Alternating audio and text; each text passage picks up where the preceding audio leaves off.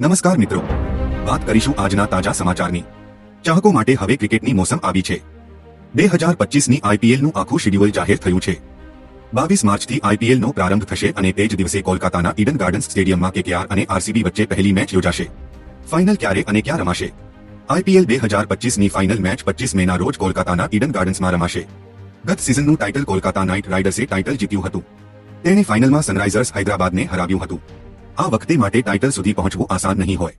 10 ટીમો વચ્ચે 65 દિવસમાં ફાઇનલ સહિત 74 મેચ। આઈપીએલ 2025 સિઝનમાં આ 10 ટીમો વચ્ચે 65 દિવસમાં ફાઇનલ સહિત કુલ 74 મેચ રમાશે। આ બધી મેચો ભારતના 13 સ્થળોએ યોજાશે। બપોરના મેચો બપોરે 3:30 વાગ્યાથી રમાશે, જ્યારે સાંજના મેચો સાંજે 7:30 વાગે શરૂ થશે। 18મી સિઝન હશે। આઈપીએલની અત્યાર સુધી 17મી સિઝન રમાઈ ચૂકી છે અને આજે જાહેર થયેલો કાર્યક્રમ 18મી સિઝનનો છે। તો હાલ માટે આટલું, મળીશું નવી અપડેટ સાથે। જો તમને અમારા વિડીયો પસંદ આવતા હોય તો વિડીયોને લાઇક કરી, ચેનલને સબસ્ક્રાઇબ કરી બાજુમાં આવેલા બે આઇકને દબાવી દેજો।